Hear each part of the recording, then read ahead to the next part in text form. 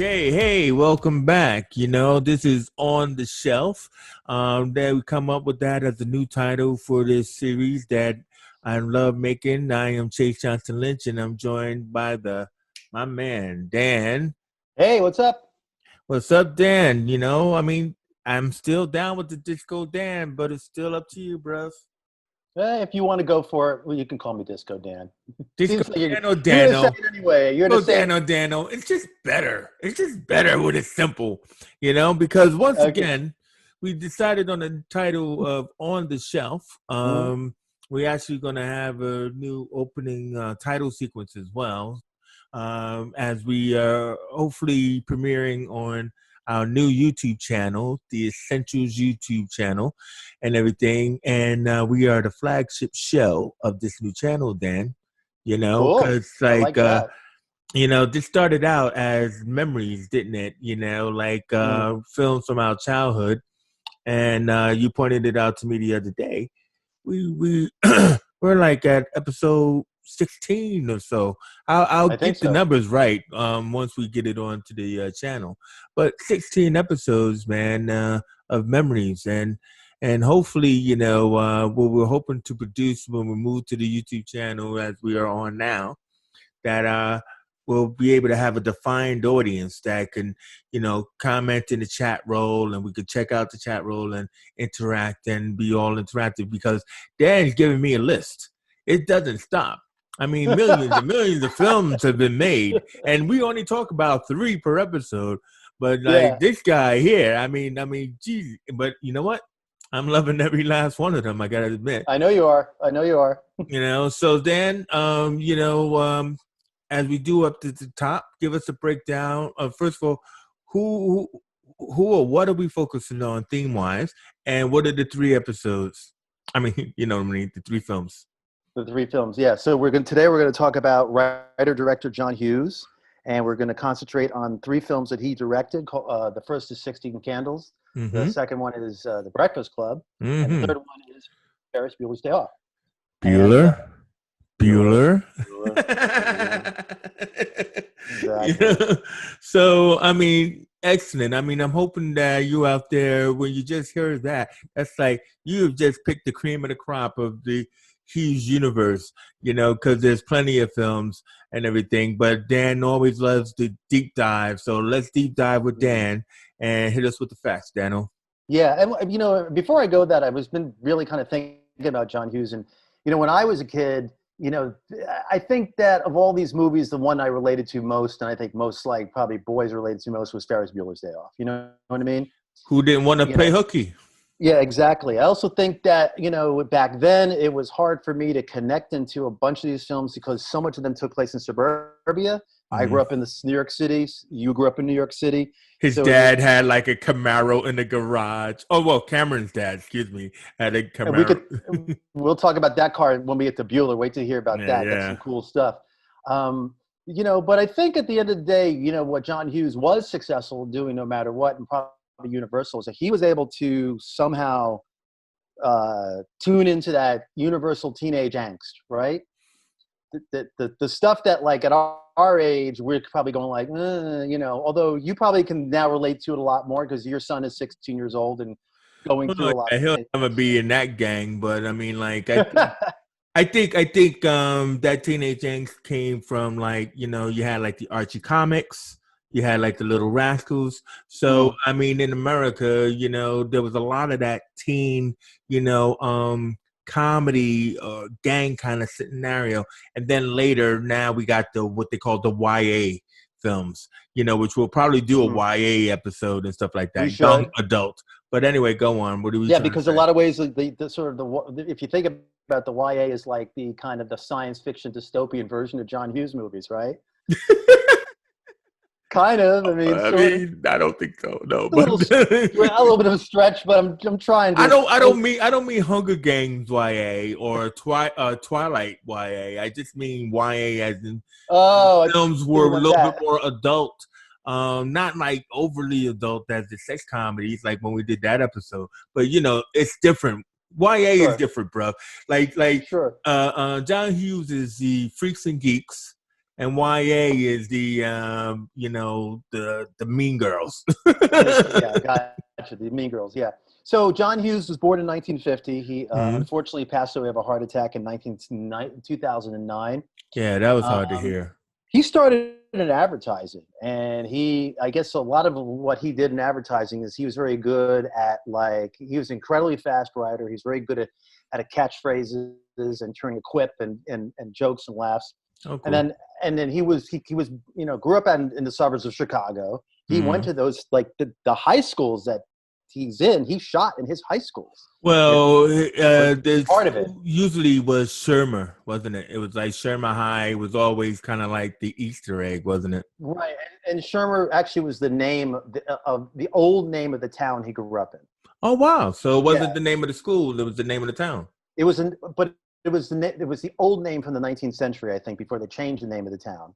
But it Oh, was an okay. original name, yeah. So that was what it was, sort of like a little inside joke, I guess, Nice. and honoring the town he grew up in. So Yeah. then he started out working in ad agencies in Chicago, and then while he was working at these ad agencies, he would make trips to New York, and he got hooked up with the National Lampoon, started writing for the National Lampoon, then became a staff writer for the National Lampoon. So when he was at the Lampoon, this was like at the time of, when Animal House came out, right? Yeah. So, but also was it at the time of Kentucky Fried Movie, which is really important. Yeah, I think it was around that same time. You don't know Definitely. He didn't Kentucky work. Fried Movie? I know it. I don't think I've seen it in a long time. I know you love that Oh, movie. it's I kind of know it. like it's kind of like comedy porn, but no, that's where like John Landis and Ivan Reitman and Right. the Zucker brothers all came out of that But the crew. right, but the Lampoon was a magazine, right? So he wrote No, for of the course it magazine. was. Yeah. And basically one of his short stories that he wrote in the late 70s for the magazine when he was on staff was a story called Vacation 58. And that, of Or course, became National Lampoon's Vacation. And yeah. just as a writer, over the course of his career, he wrote Mr. Mom, National Lampoon's Vacation, Pretty in Pink, Some Kind of Wonderful, The Great Outdoors, Christmas Vacation, Home Alone 1, 2, and 3. And he also directed other movies besides the ones we're talking about today: Weird Mm, Science, Planes, Trains, and Automobiles, Uncle Buck. He was so incredibly prolific. mm-mm. And then by the mid 90s, he just quit. But I was told, What you mean like, before? Oh, really? well, he moved back home to Chicago, like in '94, because Mm-hmm. he had a family. He wanted to help raise his children, And the story goes that he just didn't really like Hollywood itself. He didn't stop writing. He was writing all the time. And for people who have told me who've actually worked with him, said he was writing nonstop. He just didn't like the Hollywood game part of it, you Well, know? maybe the movie the genre was changing, like I just said about the YA. I mean, maybe around this time the genre was changing, and he didn't want to change with it. Because Possibly. you just said he was prolific in writing all these films back to back. And he had access to these comedians, and these stories were all very Americana, Norman Rockwell kind of version of comedies, wasn't it? So if they were wanting him to go a little bit darker, a little bit deeper, he probably wasn't down for it. I don't know. I'm just If it's it probably is just, times change, people change, it. executives at these studios change, right? So they may, Yeah. like, oh, well, you're from that other time. Now I could tell you, looking up on Wikipedia, that he Mm. had at least 15 unproduced screenplays. But I can also tell you by somebody who told me who worked for him that in his storage unit, he had a 3 or 4 shelf unit in his storage unit of all his unproduced screenplays that he had written. Wow. So he might have had 60, 80, 100 scripts that nobody's ever seen in a storage unit in Chicago. But here's a few interesting things, including the unproduced screenplays or projects that never happened. There was going to be a movie with Matthew Broderick and Molly Ringwald where they were going to basically drive across the country together. It was going to be kind of a talking, it was like Harry Met Sally, but just the car ride part of it, Yeah, yeah, or Hot Pursuit with John Cusack. But yeah, go ahead. He had proposed his own version of a Peanuts movie. He had Oh, what, a live action? Live no. action? I think I don't know. It didn't say whether it was live action or not. He Yeah, proposed you his know own. how amazing that would have been, because I think around that time we did get a live action Riverdale TV movie. because of course I watched it and I hated it. But so there was an attempt made in the 90s. So, Mhm. wow. Go ahead. He pitched and proposed his own version of The Grinch. Wow. There was going to be a comedy that was actually announced and even almost greenlit, or it was in pre-production but never happened, with Stallone and John Candy. Oh my God. Stallone and Candy. What would And that have been? and he must have loved musicals, because he actually wanted to remake Damn Yankees, and he wanted to remake The Pajama Game.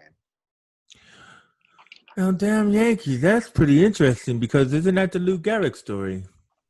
No. Damn Yankees is like Oh, that's the one with the devil, with the right? devil, yeah.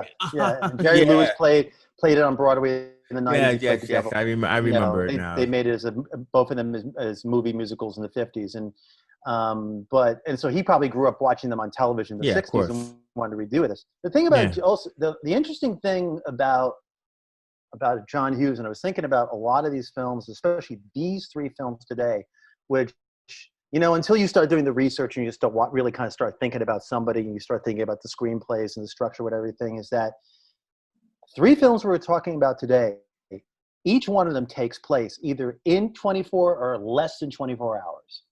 Same with Planes, Trains, and Automobiles. Same with like a bunch of other movies. Well, no. He had this Train thing. Planes is over a couple of days. Is it? Okay, then Yeah, I'm wrong. yeah. It's between Thanksgiving and Christmas. So like it takes them until Christmas Eve to Oh, I get thought it was there. like a day. I thought it was like No, man, like, no. And that's what was really good about that movie was because they didn't do a lot of I mean, of course they did time crunching, but and it was weird because he was supposed to be home for Thanksgiving, but because of all the stops and starts and all of that kind of stuff, he didn't make it home to like pretty much Christmas Eve. And but actually it couldn't have been that long. I mean, because Thanksgiving is the end of, so that would have been like 2 weeks. I mean, it was, yeah. I mean, actually, they didn't crunch time very well, but it wasn't a day. It was it was like about a week that it took. right. But these three movies that we're talking about today all take place within a day or less. And I think other Yeah, films of his have been like that too, where, he, for whatever reason, I don't even know if it was ever even a conscious thing, but he had something subconsciously about time, of making things happen in a very sort of, and even when you go on Wikipedia and you look at a lot of the other, breakdowns, most of these things take place in a couple of days or a week. It's not spread out. You know what I mean? He seems to be very succinct about like when these things happen. mm, And maybe the reality is, like, especially like, when you're a teenager, those seminal things usually, happen in the course of a particular day or a particular night, right? I mean, that's the things we always remember: the yeah, prom, or that yeah. party I went to, and Mm-hmm. I got beat up at, and whatever. Not that ever happened Mm, to me, but sure, but sure. Yeah, keep telling yourself that. but yeah. So I mean, I think the thing about John Hughes is that, whether you like his movies or not, or have whatever your memories are of him, I don't think that there's been anybody else who's been able to capture like that zeitgeist and have that level of success in the comedy area. No, I would agree. And the shame of it all is that like even though it's a bygone era and there's a lot of bygone eras of films, I like when you talk about this treasure trove of his stories, I would find it difficult that somebody else, Chris Columbus or Joe Dante or whatever, somebody else could come along and maybe attempt to make one of those scripts, but I don't think they would have captured the same magic that he utilized to make those scripts. So he was I think it was the time and the person that really created the uniqueness there. Yeah. And also, it's interesting too, like if you think about all the movies that he made, that almost none of these movies would be in a theater today. Just like the teen Well, sex this is what I comedy. mean. This is what I mean. It was a really an example of a bygone Americana nostalgia, Norman Rockwell type of Right. style that those films will not be made today. No. You're right. Well, they might be made today, but they would end No, up on no, like no. But they would be more Netflix. YA. They would be more YA, or you would go the other spectrum where you would have to gender, diverse it. You know what I mean? And it would Sure, be different. It wouldn't be the same. sure. It's And they, lightning but it's lightning in a bottle. yes, lightning in a bottle, and it's of that era, and and everybody like went and saw these movies. Um, so we're going to talk about 16 Candles first. That All was right. the first movie that 16 he candles. candles. Folks, that's in stereo for everybody Yeah. out there. Well, we tried anyway. Yeah. Yeah, we did. Like a mule. So 16 Candles, I think, came out in '84. Mm-hmm. And so the interesting thing is, so Ali Sheedy actually auditioned for the lead. Okay. Obviously, she didn't get it.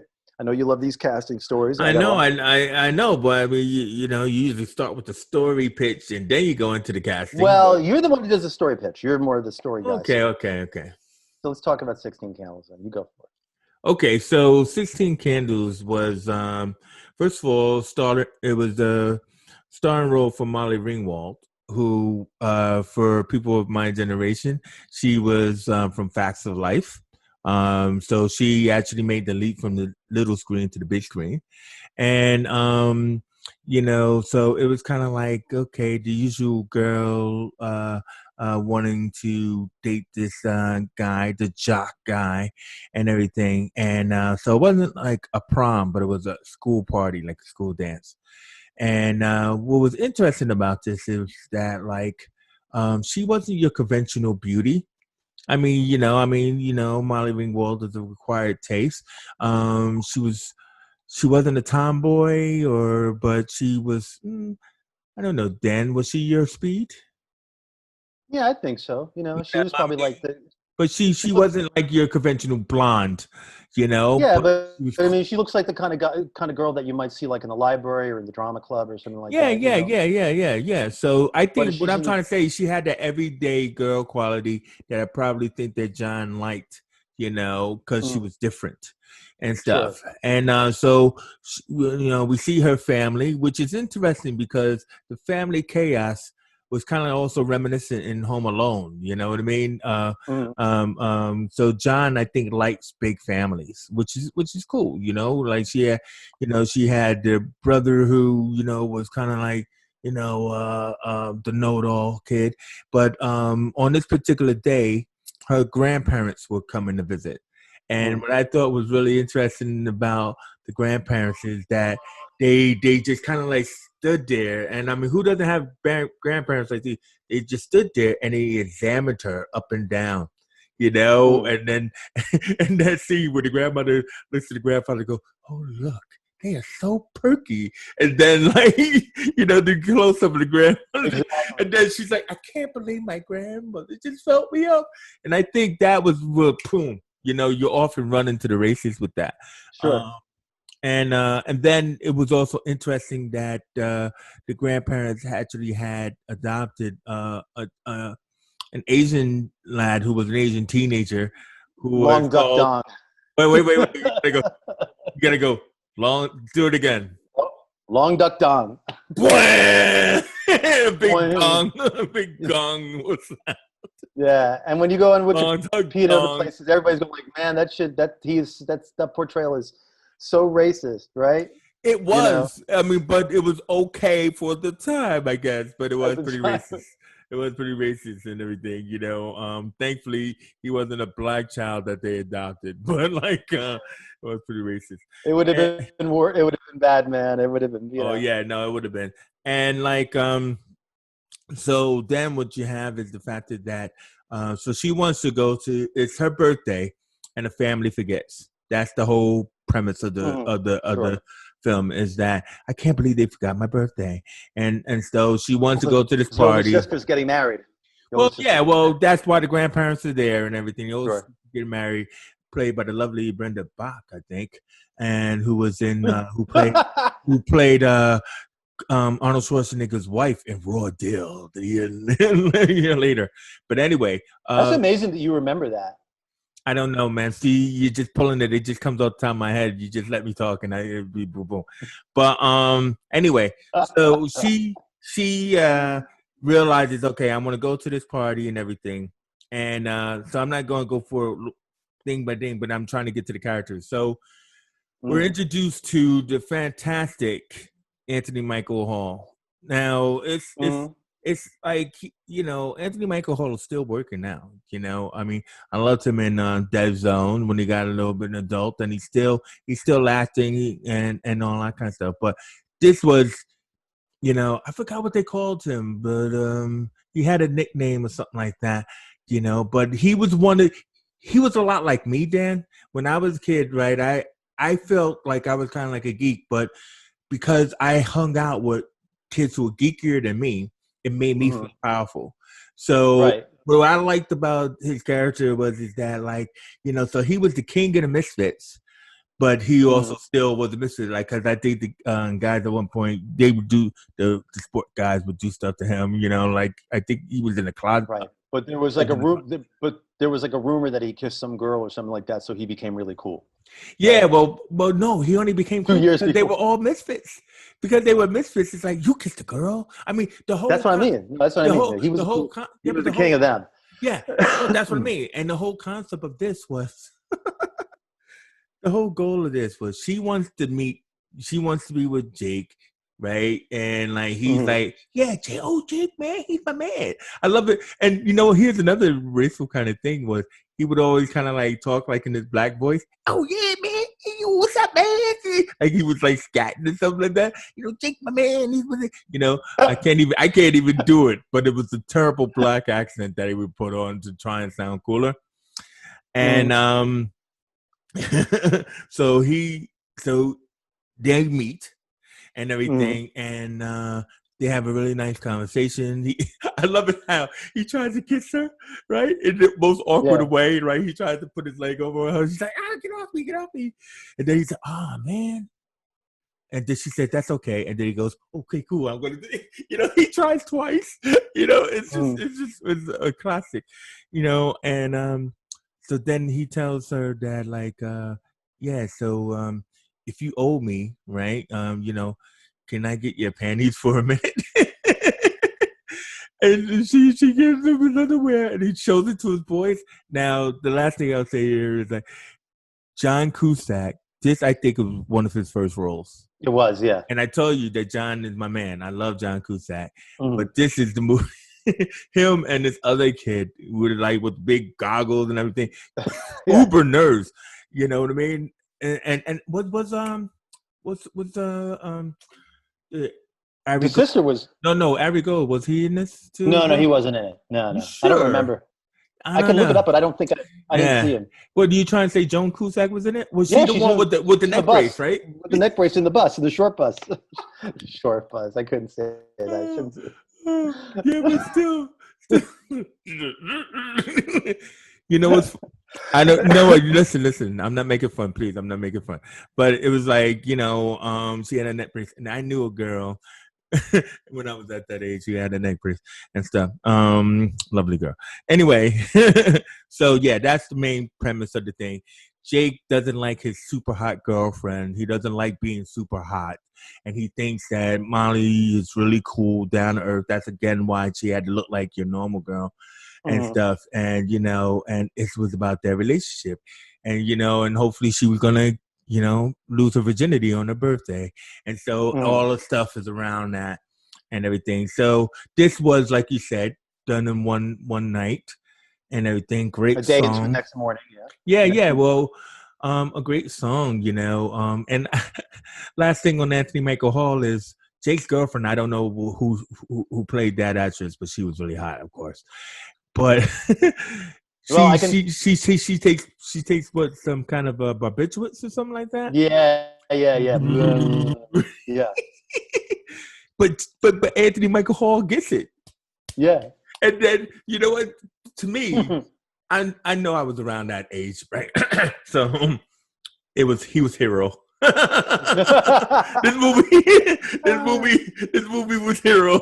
It's like, that was me. He was exactly me, and it's like, all right. I didn't get it at that time. So anyway, so that was me at 16. But you know what Mm. I learn something new about you every day. But you know what's really interesting about Anthony Michael Hall is Mm. how, like, as he got older, he like beefed up, Yeah, and but that's what I mean. Yeah. he became like this different actor because he became like beefy, Yeah. and Yeah. so he was able to transition out from being that scrawny, geeky guy in these Hmm. movies to being a totally different actor and having like a Well, long career. You know? he had that thing like a lot of like teen or whatever you call preteen actors. Because remember, we're not covering that film, but he was in Weird Science, and he had a growth spurt between this Right. movie and Weird Science. Because so he grew up. I mean, he was still like then he had the big kind of like New Romantics hairdo, but like yeah, he was taller than he was. If you look at it side by side, Mhm. so. But it was also I think that's what the But bravery I'm I saying that think even that's like I'm saying even when he got into like his mid late 20s, he just physically looked different because yeah. he just became like where most people like John Cusack at like 15 even still kind of looks like John Cusack today. You know what I mean? Yeah, well, yeah, but yeah, that's what I'm saying. You either got those who get the growth spurts and they get all, like hormoned out, or, they still look Twilight young and Exactly. stuff, and everything. And see, now you made me forget where I was going. No. I was gonna say something. I have a few more. I have a few more facts Yeah, regarding. So the male lead, and imagine this, and of course the male lead, who I mean, the love interest, right? Like that Jake. romantic Jake. Like so, who remembers that actor, right? Nobody. No. So who auditioned for that role was Viggo Mortensen. Oh my God! I love my shock, right? I mean, now I need to find a young picture of how I put pictures of. I got to Yeah, find a young picture of Viggo Mortensen to try and and see. put him in there. Well, I mean, no, I mean, fantastic how he is now, but I mean, I wonder how he was then. Yeah, well, where was this? Uh, oh, sorry. I'm just like looking at my notes here. It was filmed all in Chicago suburbs, including Skokie, Highland Park. It was filmed also in a closed high school, where they also filmed Weird Science and Mm-hmm. Risky Business. Mm-hmm. And yeah, and here's the one last thing before we move on. Years later, back in the mid 2000s, for a couple of years, Molly Ringwald pushed to do a sequel. Really? And she tried to get John Hughes on board, but he was like, nope. And then that was the end of that. What do you think she wanted to do? She, I guess she wanted to do that, 21 Candles. 21 candles. Well, 36 candles, Oh, what that right? far 30. that far away she wanted to do it? Well, it was the mid 2000s. It's 20 years later. So Oh, so you know what would have been cool is like if she was the grandma, right? If she was the grandma. No, but no, she would have now wanted you to go. do that. Well, yeah, 85 candles. You know. No. She was the grandma to like there was another 16-year-old, and and everything because that's kind of like what they do, isn't it? But what I was gonna say, I remember now, is that for a John Hughes movie, which means for a movie of that time that wasn't like R-rated or adult. It was really interesting how all the characters had sex, and that Mm, usually these movies, like especially even when we did the teen sex comedies, is that it would usually be a mixed sex adventure, you know, mm, and because they still had that kind of like Catholic view of sex, like in mm, television and everything, even though, but these are movies, but like every character pretty much like had sex. So, like Anthony Michael Hall had sex with the girl, and that was kind of like rude. I mean, it was really kind of like a date rape kind of situation today, isn't it? Because she was drugged mm. up and she didn't know what she was doing. Molly Ringwald, she actually achieved what she wanted. Like, so if it was a guy, I want to have sex with this girl, and from her first time, this was a girl, I want to have sex with this guy, and so they had sex. Even long duck dong, clap the gong, Right. gong. Even he had sex with that, like Mm-hmm. gym lady. You know what I mean? So that was interesting that John chose to have all of his characters, because I've never really seen that before. But maybe I shouldn't say that because I think that's right. In Weird Science, Anthony Michael Hall and his boy had sex with those girls. You know what I mean? So yeah, there's a lot of sex going on. I'm Puritan. It shouldn't have happened. Really? Yeah, I bet. Speaking of Puritans, bad segue. Let's talk about Breakfast Club, which came out in 1985. And so here's a film, right? I'll blast through some facts quick, then we can talk about the story, right? So Yeah. here's a film that like actually has been, for those in England who don't know, in the United States, we have something called the Library of Congress, and they have their film preservation society, whatever you call it. And so they pick, it's been around, I think, for 30 or 40 years, where they pick 25 films a year where they deem culturally relevant to the, cultural history of the United States. And two of his films, Breakfast Club and Ferris Bueller's, have both been placed on the registry, which means that they're going to try to make over the years best efforts to make sure that those films are preserved, and restored, and probably get extra special treatment from whatever aspect. Originally, here's some casting stuff. Originally, John Hughes actually wanted Molly Ringwald to play the Ali Sheedy part. Wow.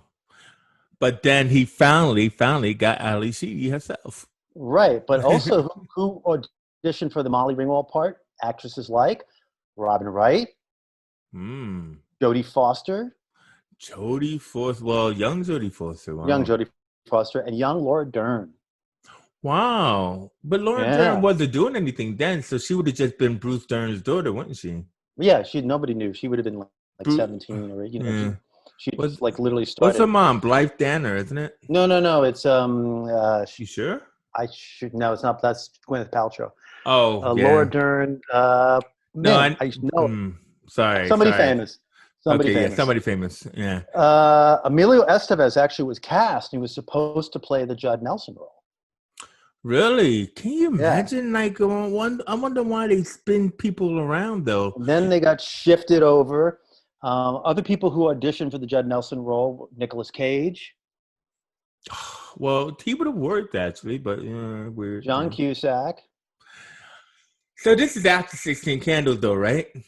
Yeah, after 16 Candles. So I mean, like John Cusack. I mean, like that's what you say. This kid got something, but not the Judd Nelson role.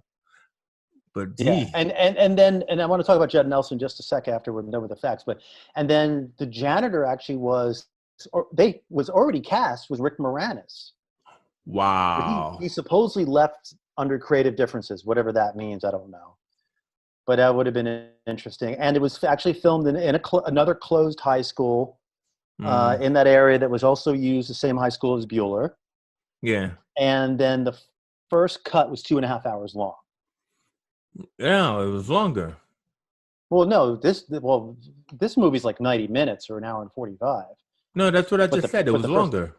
Yeah, it was for 2.5 hours, the first cut. That's what I was saying. Yeah, so it was longer. So do you know what were the deleted scenes or why they were cut? I don't know exactly why they failed.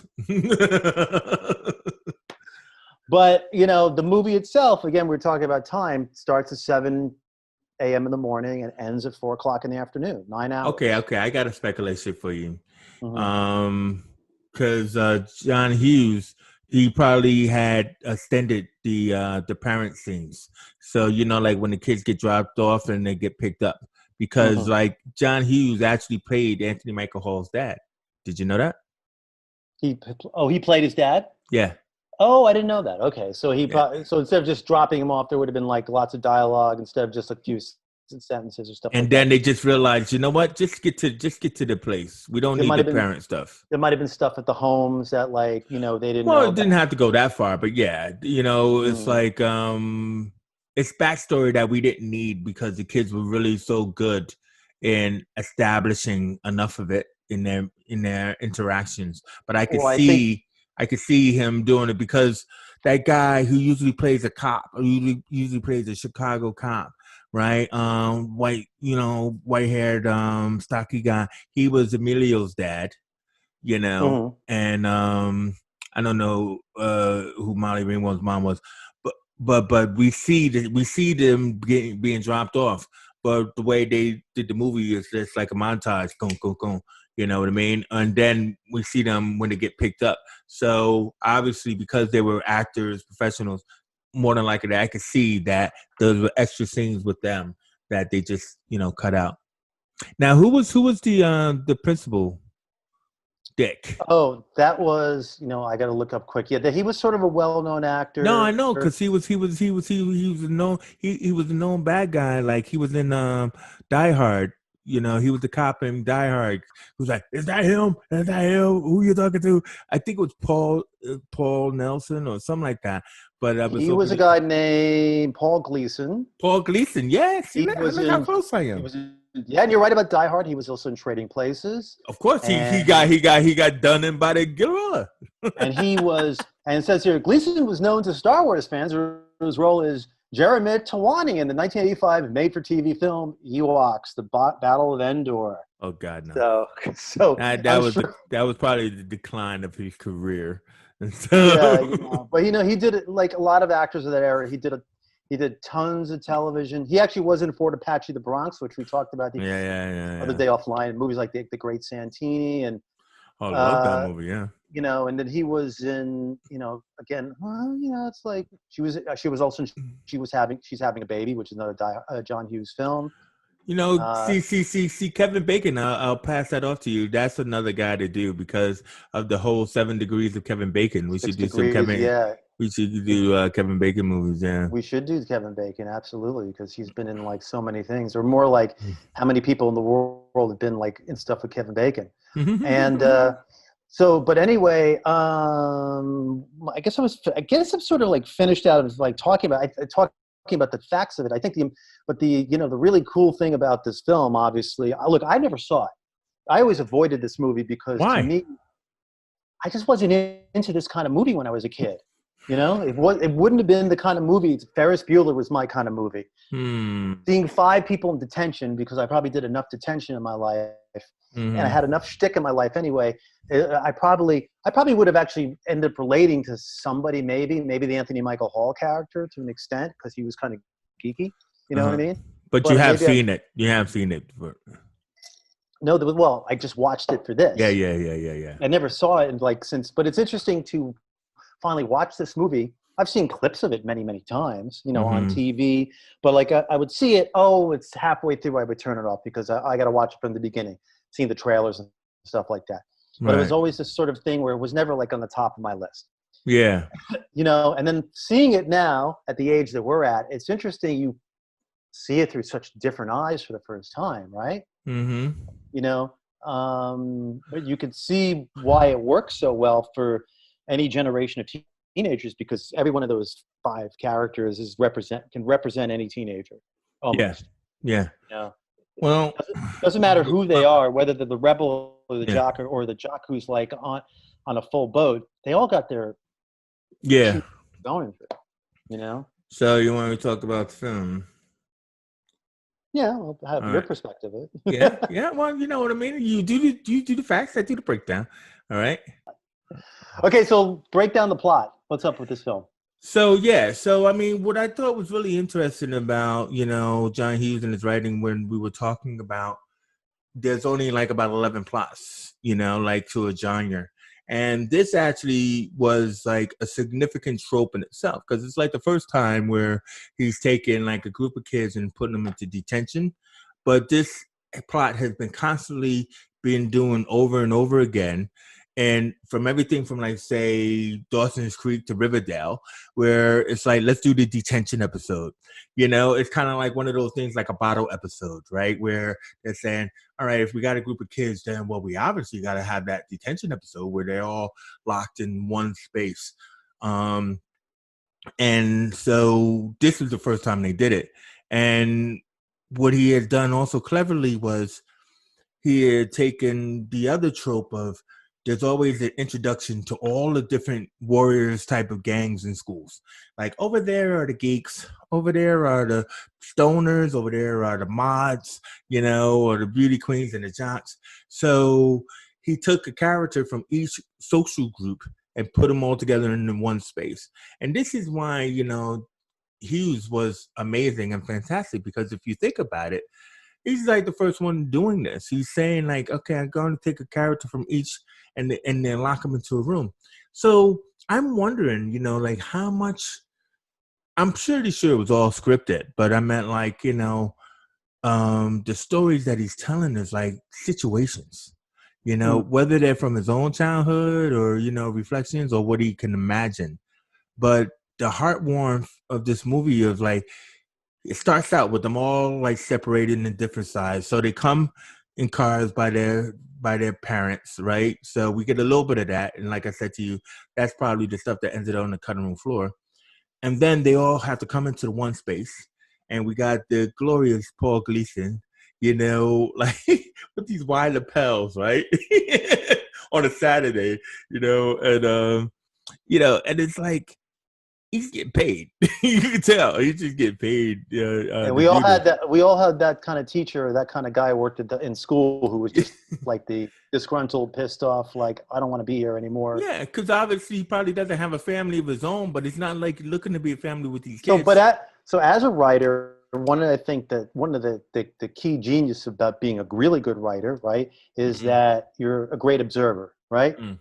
So I think the thing about obviously John Hughes is that he seemed to be a great observer of like the small details about other people. So Teenage he probably life, remembered, but he also probably remembers all his friends, and he probably said oh, I remember that guy, and I remember the relationship with their parents with their parents. Because I'm sure if you went back in time to your teenage years, right, you probably could mine. It's not. You probably could say, okay, most people will go back and they're writing a script about like high school or whatever. And they're going to say like, oh, let me write somebody. I remember my wacky friend who was like that, or the teacher was like that. But the people who really go deep into it are remembering their friend, but remembering their friends' relationships with their parents and their brothers and sisters and that dynamic.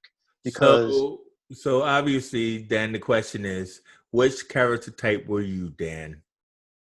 I know I could honestly say I was the geek type. I was the Anthony Michael Hall, the one who like, hey, why don't you write this story? You know what I mean? Me? Why me?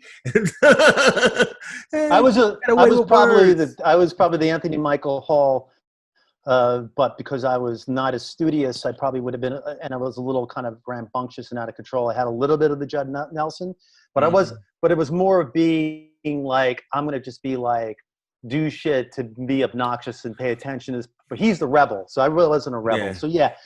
Dan, come on, be honest. I think that's why we're friends. I think that's why we're friends. Michael Hall. You're Anthony Michael Hall. I'm Anthony Michael Hall. Forget about it. I wasn't Emilio Estevez, that was for sure. Exactly. I was on the football team for a week. I mean, I was on the soccer team for a day. Oh, that guy! I couldn't handle the drills, man. I couldn't handle the drills. You want me to do what? Run up and down those stairs? Oh, I'm out. That's the thing. Like what John Hughes does there is that he's figuring out like their whole interior stories and also like their emotional backstories. What's going on with each one of them and their relationships with their parents. Well, what I liked is that like, oh man, it's just great, the group dynamic. Because I mean, like when I teach writing, I try to teach about group dynamics, and this film is excellent like that because it starts out with not two sets of couples, but it starts out with the princess girl and the jock guy. They sit next to each other. They know each other. They know the same friends. So a relationship might form between them. But actually, they already know each other. So that means then they're going to actually spiral out to relate to one of the other three. So you got the rebel. So the princess. He's always like this. He's always never in one spot. Yeah, but the princess is like, hey, girls like bad boys. I'm gonna go for the bad boy.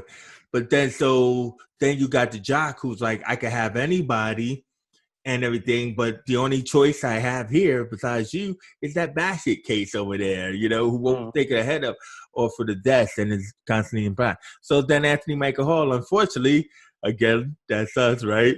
No girl. But then, it's like, hey, well, why can't we get the basket case? So he tried to, remember that bit where he tried to relate to her and everything. And, but then she goes for the bad boy. So she goes for the jock and stuff. So I loved how in the length of the day, new relationships, two of them were able to form. Mm-hmm. And it was okay in a way for Anthony Michael Hall not to be in a relationship with someone. But then you got the classic scene, right, with the let's run around the school, and that scene is constantly, yeah. No. That's the scene in the gym when they're finally kind of like Yeah. friends. I meant to At the run end. around the school because they had to. I forgot what they had to do. They had to find some MacGuffin and Yeah. everything. And oh yeah, Bender, Judd Nelson. Oh, I got some dubage in my locker. And then so Yeah. they all decide to go after, the dubage and everything. But then, they end up, running around school trying to avoid Paul Gleason, who's fantastic, in his obliviousness. Moving around the school and stuff. I just love that. As a filmmaker, I made that scene maybe twice. I Mm. shot because you shoot films with schools and students, and I shot that very same sequence twice and everything. That's why I try to say it's the um most loved scene to do. I think. Anyway, I was going to so also say that, like, I'm sorry, go ahead, but I was going to say just regarding, like, those teenage years. I'm not a dad, but you are, if you understand that. But you're obviously, your relationship with Jackson, I think, is different. Your son is different from maybe other yeah, people, he's very because you different. Yeah. guys, you guys connect. No, but you guys also connect, in ways, because you guys have very similar interests, right? Oh yeah. But I think that it's interesting. A number of years ago, I was away out of town on some job, and I was in a car with a couple of guys who were like older than me. One guy was maybe 10 years older, and the other guy was maybe 60 at the time. And these guys basically, so the guy was 60, his kids are already in college, and the guy who was like maybe 10 years older than me, he was like, his kids were like going into the teenage years, and the one Yeah. whose kids were in college already or coming out of college basically turned. The other guy who was in his like 10 years older said, like, he was just going on about like his kids and, oh, I don't know what to do. Da, da, da. And the older dude said, like, dude, between the ages of 14 and 17, they're going to hate you. And there's Mm-hmm. nothing you can do about it. But Yeah. once they hit 18 or so and they go to college, then they're gonna start kind of liking you. And then when they get out of college, they're gonna become your friends again. And they're gonna Yeah. look back. You know what I mean? Yeah. So I Hopefully. think that there you go. Hopefully. But that's the thing.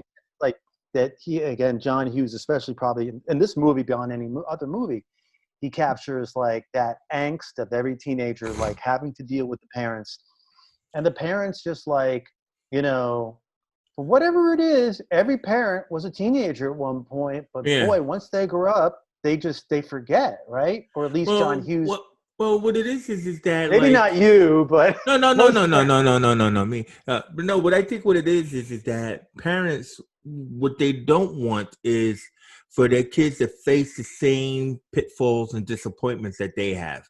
So everybody's individual with that. Like, what pitfalls and disappointments do you not want your kids to face? So what you think you have to do is, I'm gonna have to be harder on you because I went through this and my dad wasn't there and all this other kind of stuff. And I know that's what's going to happen, so I'm want you to avoid that. So be better or be a winner or all that kind of stuff, like what Emilio's problem was. Or you got the, John Nelson's problem was his father beat him and, did all that kind of stuff. But Anthony Michael Hall was like, what was great, and that's where I was going to go to, is that big scene where they all kind of relate to one another, which is supposed to be like kind of like the That 70s Show scene. They got the dubage, so now they're all high, and everything, and they kind of go, yeah, man, so what about you? Yeah, what about you? So what was great was it was kind of like the secrets come out, like, why were you here? Why are you in detention? And it's fantastic seeing in that because, Emilio has to admit that he was bullying another kid. And Anthony Michael Hall, that's my mate. You did that? Because he heard the story and stuff. And I mean, I like you and I want to be friends with you. And then, Emilio's like, I like you too, but you're horrible, man. You know what I mean? Yeah. And then so Molly Ringwald's trying to, make excuses for how they have to be. And, and Judd Nelson is like, "You're a priss," or whatever, blah blah blah, and they're like, "Yo, why you attacking? Because she likes you." It's like, and he just can't handle it. But Anthony Michael Hall's story was heartbreaking, because like what John Hughes did with that. Like, do you know why Anthony Michael Hall was there, or do you remember? Because you just recently saw it. Do you know why he was in detention? You tell me. Well, so basically, he tried he tried to commit suicide. Mm. So like he couldn't get something to work. Like he was making this machine in the shop and everything, and it just wouldn't work. Like the light was supposed to come on, and he so powerful scene and everything like that, because he was like, look, I have a lot of mental pressure, Molly Ringwalk is talking about, we got society pressure. We people look up to us. We're supposed to be this. And then Judd Nelson's like, why would people look up to you? Like, looking down at her. And then Ali Sheedy's like, I don't look up to anyone. I got no friends. But Anthony Michael Hall was like, yeah, well, I couldn't do something, so I was going to do something to myself and everything. And it was really powerful because it was said in the visuals, the kind of conversation and the reactions. Do you know what I mean? And I think that's really an excellent, powerful thing. But either way you look at it, is that like? So let me ask you just, this question then. okay. So I'm sorry, dude. What you want to say something? No, I just wanted to say is that the end result of all of that was supposed to be the dynamics, because he asked the honest question, guys, what are we going to do on Monday? Mm-hmm. So it was like, when you go through shit with people, you know what I mean? And like, you think we're relating, they're kind of like, yeah, I mean, when I'm walking down the hall, you're going to say hi to me, or, you're going to, and then, they honestly have to tell him no. You know what I mean? And that's when Ali Sheedy says, I got no friends. I don't mind saying hi to you. So Anthony Michael Hall's like, yeah, so we're the bigger of the two. Because I wouldn't do that to you. I wouldn't do that to you. A little bit over the top there. But yeah. Oh God, I love this movie. But let me ask you this question then. In today's world, I wouldn't know, but you'll know. Because geek culture has so permeated everything. And with SpaceX and with the internet, and people like Mark Zuckerberg and Elon Musk are heroes, and everybody wants to be those guys now. Are the geeks still looked down on in school, or are they like looked up to? How does that play out these days? Do you know? No. No, I mean, Okay. no, I mean, like, the thing about it is that it's damn good question, because like, you often come up with these because it's like, what would be the high school movie of today? I mean, we're constantly seeing, like, on Netflix, like the Sex Education, that series, 13 Reasons Why is back now, and so you still got this counterculture that they're trying to create in schools. But I'm like, why? There's no need to separate people anymore into little pocket groups. So I don't know. I'm not in the school system at this present time. I was teaching in schools and stuff like that. But here in England, it's not about individuality. It's about sameness. So everyone's uniform. So you can't separate it too well into pocket groups. But to answer your question about the geeks, the gamers, they're the ones that are going to rule the world, So, and there's a lot of people with gamers. You got a lot more female gamers than you had before.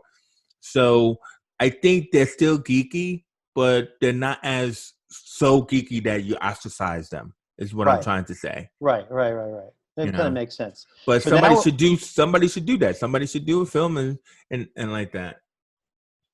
So now we're going to talk about my favorite film, because I saw it when I was growing up, and I think everybody did who is of our Beuller. Beuller.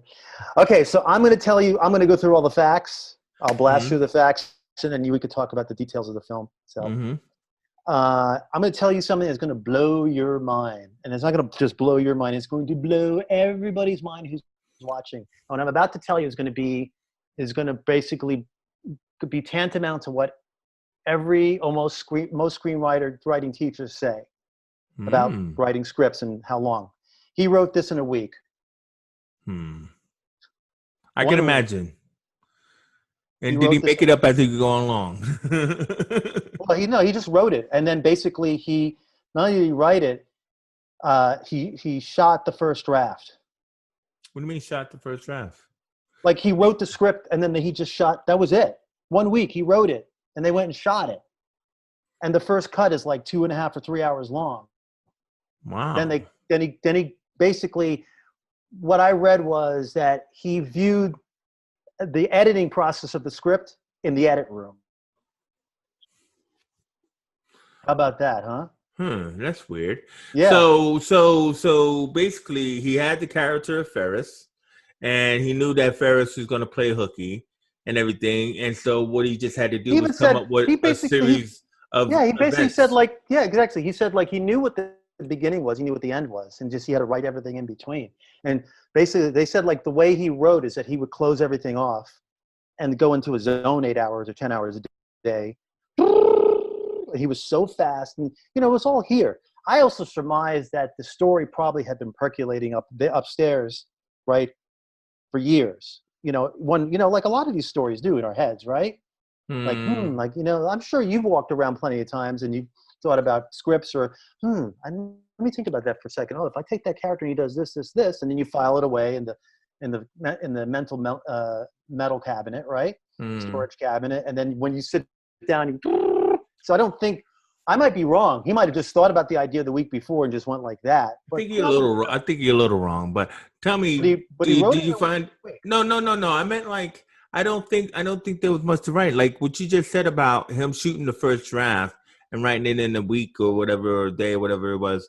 I think that he just Well, it's very episodic. So did he not really did he work with Matthew Broderick or anything before no. and stuff like But that? he had Matthew Broderick in mind even Kind of like before he having a Michael J. Fox and stuff. I mean, like, because I mean, he has such chemistry. I mean, because Matthew would have did War Games and all of that, by this time. Um, Mhm. what I was going to ask you is there anything you found about the name, the choice of calling him Ferris Bueller? No, I didn't find that. I didn't see that in any notes. I actually wondered about that, but Well, I mean, I it's didn't. weird, isn't it? It's weird, isn't it? I mean, It's because it's like I don't even know if it's like a German or anything like that, but it's a really weird name to the point where it's like he might have known somebody named that. I mean, like, or that once that name came to him, he's like, yeah, that's it. You know what I mean? it's it's Um, it's such an unusual name. Yeah, like Ferris Bueller. Like who's called Ferris? Yeah, but can you Even imagine like though? It's kind of like Rock Slade, right? It's kind of like Rock Slade. no, but I'm just saying it's kind of like a name that you go, oh, Ferris could do anything because actually that was I think what the thing about the film was is that he created a situation where all I need to do is just have everybody know this kid, right? You know, Right. because one of my favorite scenes is with the scene with Jennifer Grey and Charlie Sheen, right?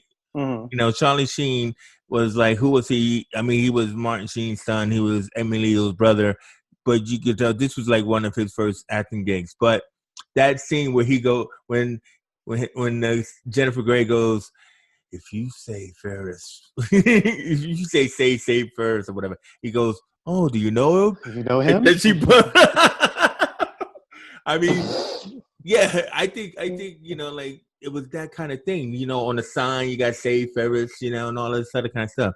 So that was funny to us. It's like it was a bunch of sight guys that film, and once he put his triangle cast together, Cameron Ruck and Mia Sara, to offset the triangle of Ferris. I mean, that was it. I mean, I think this was all about the casting. It was all about the casting. Now And of I'll give course, what is it, Jeffrey? What's the bad guy's name? Jeffrey Jeffrey Roberts. Jones. Jeffrey Jeffrey Jones. Jones. Jeffrey Jones, who was I think in some Tim Burton films, right? Yeah, yeah, yeah. What I was gonna say, like him and the Beetlejuice. He woman was in Beetlejuice. Beetlejuice. That's right, and stuff like that. And And she was in and his assistant, like his yeah, secretary, she was in a lot of movies. She was I tons know, of but movies. she was in Trains, Planes, and Automobiles, and Oh, all by that. the way, in 16 Candles, just to jump in, was we forgot to mention that Zelda Rubinstein from Poltergeist is in it. 16 Candles when they're running, she has a small scene at the church at the end.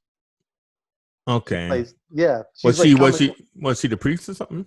No, she wasn't the priest. She just was one of the churchgoers. She had like one or two lines, All right. Okay. But I like, wait a minute, is that what's her name from Poltergeist? So They're let's go. here. Yeah, exactly. Here at the church. So we'll go through the casting really quick. Anthony Michael Hall actually thought that he was going to play Beuller. He thought the film was written for him. Not. Okay. All right. Who else was up for Beuller? Jim Carrey. A young Jim Carrey? Young Jim Carrey. Yeah, but Jim Carrey was on the comedian circuit. I think he's Canadian, No, isn't he? he was already acting. He was in a couple of things in the mid '80s, like in TV stuff. Oh, in Living Color, you mean? Even before that, like in the mid '80s in LA, he was like, he was in some series that like was short lived, like in '84, '85. Wow. Okay. Yeah. And then John Cusack. Well, Boy, John obviously. Cusack kept being up for these roles that he never got, right? Tom Cruise. Tom Cruise. So it was This is probably before or after Top, Risky Business? well, it was after Risky Business, before Top Gun. So, Well, obviously before Top Gun, and but then Michael J. Fox. And I could see Michael J. Fox. wow. You could see Michael J. Fox in Of that role, course, right? man. I mean, it's before Back to the Future, though, right? No, it's the 1 year afterwards. 1 year after. See, that would So, or it have been was, complicated because he was so synonymous with Marty McFly. You can't just give him another name. You know what I mean? So yeah, that's but why that didn't he happen. was already like synonymous with being on. No, I know. Yeah, On Family Ties with Alice P. Keaton, but I'm just saying this I get it. in movie world, you can't just Sure. go from Alice P. Keaton, Marty McFly, then Ferris Bueller. That just does not work. No. So Molly Ringwald wanted to play Sloane. Mm, yeah, that could have worked. Yeah, that could have worked. Alan Ruck was 29 when he Oh like, my God, that's one of those old people playing teenagers and stuff. And then he had to be the whole sullen, and and sick and guy. it was originally turned. It was actually originally offered Emilio Estevez, but he turned it down. Oh, really? So he wanted to do it too? Well, that would have been Emilio weird, turned right? it down. He turned it down. I Yeah. know that would have been weird, right? It's like he's in there, and then they pulled in Charlie Yeah. for a guest spot. That would Yeah. have been weird. It says here that the most of it was shot in Chicago, but the exterior, the Ferris's home is in Long Beach, California. So they Hmm. shot, and I think all the interiors probably like I would assume the interiors of the home probably was built on a set in LA. Hmm. Now the Ferrari. Here's a story about the Ferrari. Okay. So that was a '61 Ferrari GT. What you see in the movie, they made. Mellow yellow. It was so yellowy, I couldn't even hear that. Oh Oh yeah. Okay. Go ahead. yeah. Oh yeah. So for that movie, they actually didn't use a real Ferrari. They built three kits. You know, when they have those car kits, the people that do replicas. So they built three car kits, replicas of that car. Obviously one got You're not gonna say destroyed. it was like a miniature that went off the out of the. No, it wasn't a miniature. No, it wasn't a miniature. Actually, that home was like was designed and built by a very well-known architect. So what they had to do is they had to when the car went out the window, the production art department had to come in. They had to pull out the window panes and replace them with like temporary panes, because the window panes were like original to the home and they couldn't destroy it or they wouldn't be able to match back. So they took out the panes. They put in like temporary movie window panes that would probably break a lot easier. But yeah, there were three replicas made. They never used an original. Now, one of those replicas was just auctioned off earlier this year for $400,000. Wow. But if you went out and you wanted to buy an original Ferrari GT 1961 that was portrayed in that movie, one recently auctioned for $18.5 million. Okay. So Wow. that's what they were driving around in theory in that car, was an $18 million car. So that's why Cameron was having a meltdown. Yeah. You Yeah. know, the famous parade scene was announced on the radio, so 10,000 people just showed up. You know, Wow, really? Okay, that's cool. So it it, wasn't a real parade, it was a stage parade, but the well, crowd was real.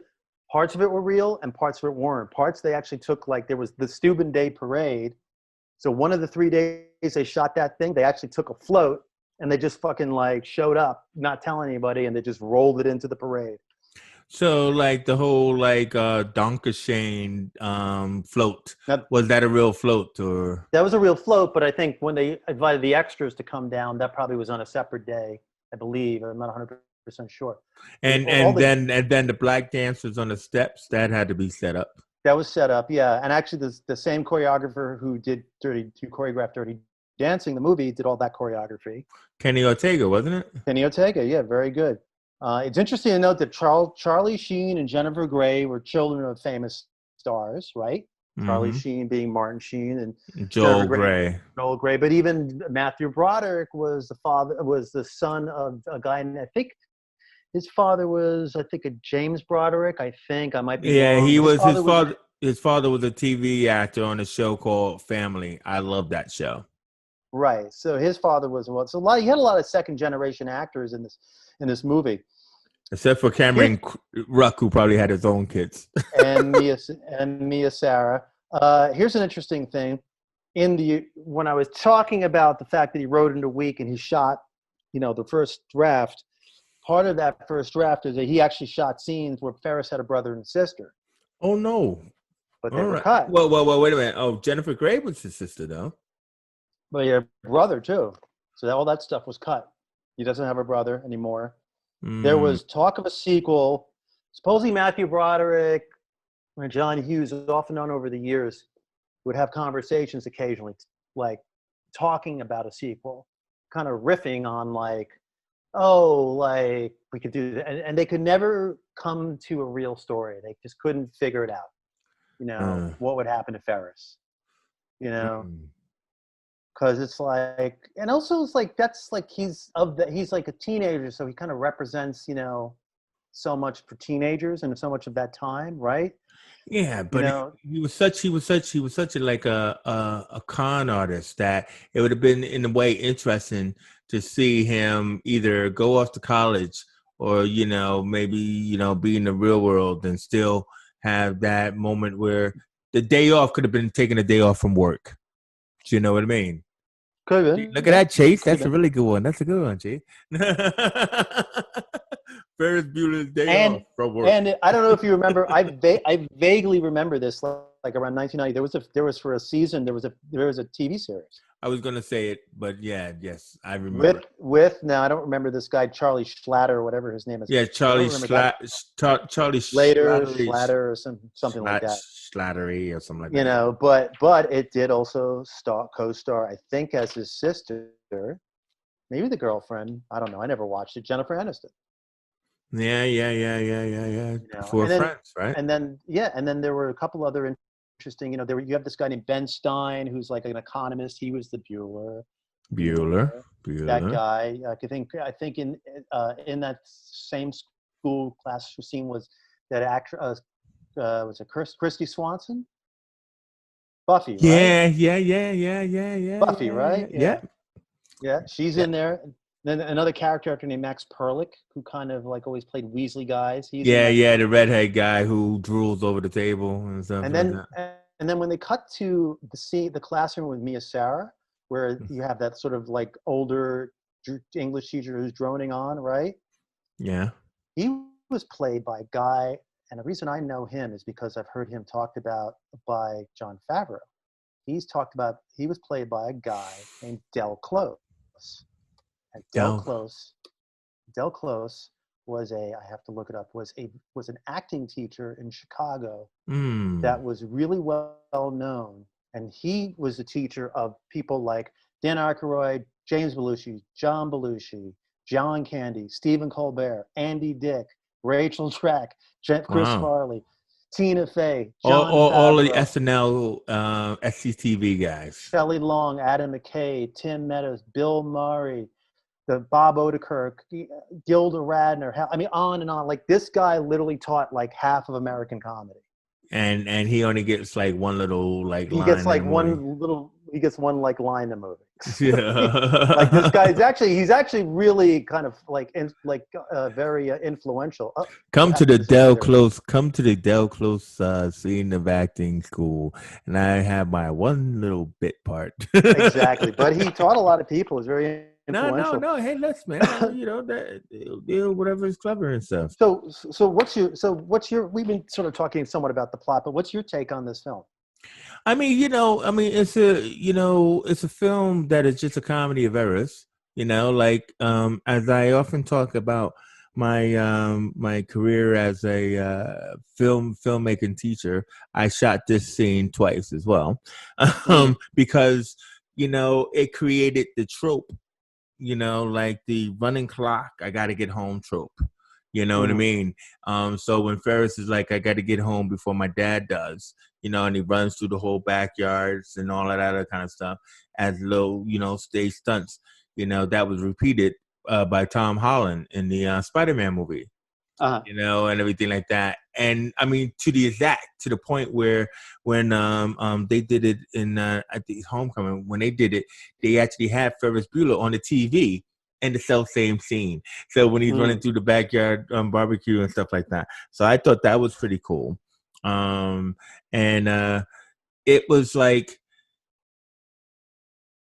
the idea of the guys who steal the car, who are known extras, you know what I mean? The black guy and the Spanish guy, like I don't know their names or whatever, stuff like that, who steal the car when they drop it off. And we get another scene of them like where the car flies over like bullet and stuff like that in the air. Right. This was kind of like the first, and you could test to this. This was kind of like the first John Hughes movie that had black people in it. Sure. Would you agree?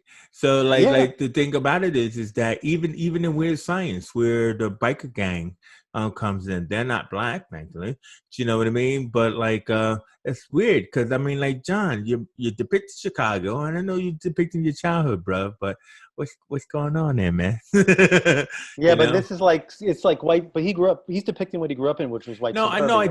I dig it. Yeah. But I mean, like even though as a black man, I love his films and all of that other kind of stuff, the big thing was in this Ferris Bueller scene to see that random out of nowhere group of black people, dancing to twist and shout.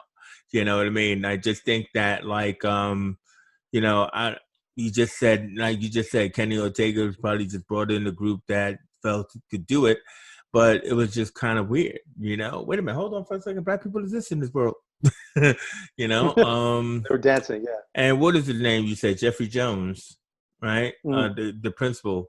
I mean, he made this film because, like, because he's like, oh, that Beuller and stuff like that. He's Nine not times. sick, and he and having that be like the B plot of him trying to, catch Beulah in the lie, going to his house and trying to break in and all of that other kind of stuff. It was just great. It was great Wile E. Coyote kind of stuff. This Mm. film was really kind of like a Wile E. Coyote trying to chase down the Roadrunner. So that way, that last scene of him running home was excellent if you think about it. It's a cartoon, Sure. and it was played very broadly with its comedy and everything. Only thing I don't like, and the last thing I say about it is that time. We talked a lot about how he puts all of his stuff in one day. This was supposed to Mm. be like 7 hours. This was supposed to be like a school day, Sure. or maybe going as far as maybe 5 o'clock, because his dad, is at work and he's gonna come home. But he went to the baseball game, which is John Hughes' favorite team, Chicago Cubs. He went to the museum. They went to a fancy restaurant to eat lunch. You know what I mean? So they crunched time like 20, like, you know, um, Kiefer Sutherland's character in 24, when he's flying Sure. from one place to another and it's supposed to be within the 24-hour time. Well, it's movie So, time. yeah, okay, make up movie time. So like either way, it's fantastic. It's a cartoon. It's very brief and brisk. I should say, and it was fantastic. But here's an interesting thing about the parents, like as opposed to like the other movies that we've seen, or even like the last episode where you had we did teenage sex comedies of the '80s, where like the parents are all so disapproving of the children one way or the other. His parents adore him. Oh yeah, but that was why Jennifer Grey was so jealous. It's like Yeah. he can't do no wrong. You know what I mean? And that's what was kind of cute about that ending is that like, first of all, Jennifer Grey was really set up hot in this. This is like before Dirty Dancing. Mm-hmm. You know what I mean? And like, it was a shame that because she had a nose job and then it totally changed the look of her face, but like these two roles, this one and Dirty Dancing was like, she was pure girl. But either way you look at it is that I kind of like, I think maybe because she got that kiss from Charlie Sheen, then she was able to change her attitude, to her brother. But again, with that Wile E. Coyote Roadrunner thing, he like she saw him and she's like, she's driving madly home and stuff because he runs out in front of the car. She almost hits him. I mean, but then she helps him, like in the end. So I think it was a very simple, plot. Would it be able to be made today, Dan? Ferris? Yeah. I was just thinking about that. What if I was actually going to ask you a question. What if they did the black version? Wow. I love you, man. You know what I mean? Well, no, but I mean, like, because whoa, dude, stop yourself. That's a fantastic idea. I mean, like, because I don't know who could play it though, but that's a fantastic idea. That because they do it right. They do it right. They do the whole genre race blending, whatever kind of thing. But a black Ferris would really be, yeah. But then the question is that then here's the question: if you're going to do that, do you stick it? Is he upper middle class? That character again, or do you stick in the hood? Because it feels like if you did it in the '90s, he would be in the hood.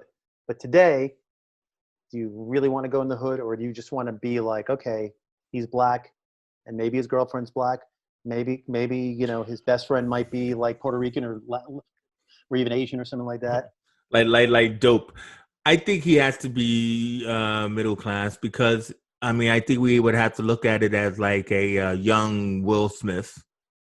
Right. Or like we talked about House Party, I think last time or a little bit, like with the Kid and Play, So I think because I think as especially black people don't want to always see. You have to have that hood representation, right? And, that's what I mean. And you're doing a black Ferris Bueller. So like the main thing about it is that maybe even setting it in the 90s so that way it's not like the present day. I think could really work. So I guess it's probably easier to probably cast the parents would probably be like who would you cast as the father? I don't know because you got kind of like a Anthony Anderson. Now that he's lost weight and everything, and he's big star with Blackish and all that other kind of stuff. That could probably work.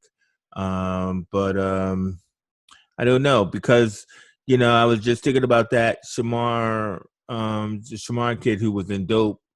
He like he did really well, but it might be because it has to probably be some TV kid. So that way it's not an unknown, so that way he comes with his own audience. But you would have to call him Ferris, but then it's like you might just it doesn't really matter, maybe, but maybe not. No, you have to call him Ferris Bueller. It doesn't matter. No. I mean, just calling him Ferris. I mean, it could be Ferris something else, but because you got the whole Save Ferris signs. So, I mean, so that way it's not just like Ferris Bueller's Day Off, but you could just call it Save Ferris and everything like that, and just play off on that. and everything, because everything else is indicative, right? First Beautiful Day Off is just like all like one word, but you know what I mean? You're just doing a retread of this movie. So I think And then you that could would do work. then you could do a black version, like a black zombie version, where like he goes into Chicago, but everybody's turning into zombies. You got to get home. That's bad. It's awful. I guess that means it's time to go. It's time to put these movies back on the Think shelf. so. Whoop. I mean, this There you is like go. our Look this is at like it. our longest show. But We just jumped hey, the we're shark. on I YouTube. just jumped the shark. You jumped it, bruv. You jumped it. Now take off that leather jacket. But but this has been good, and I do realize that look, it's been a great conversation once again, Dan. So I want to thank you for that. And what's the next one we got? I don't know. We have to talk about it, but All right, we'll talk about it. keep But it a we'll keep it. surprise. Yeah, we'll Keep it a keep it moving. surprise. We'll keep it moving. So, like I Yeah. said, please, like and subscribe, and make comments down below. Let us know what films that we should do next and everything. Let us know if you like the pictures that we put up and all that, and the talk that we do, because I know I do. So either way you look at it, I'm Chase. This is Dan, and we're gonna put this movie back on the shelf. And until next time, we're gonna close this out.